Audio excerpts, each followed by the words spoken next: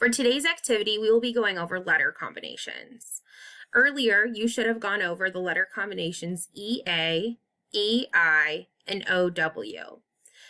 You will have a set of task cards that look like this.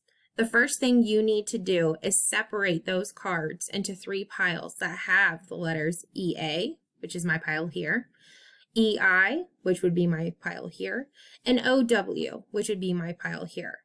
Now that you have them separated into letter combinations, now you need to use your ears for listening. You will go through the entire pile of the EA words and differentiate between the 2 sounds. For example, the word each. You hear the EA, each. I'm going to put that on this column here. The next word I have is great. Does it sound like each? The EA in each sounds much different than the EA in great.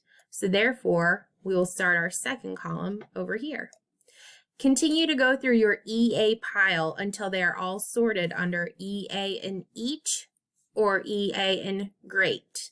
Leaf. Leaf would match under each. After you go through all of your words that have EA, you will need to write all of them down in the columns.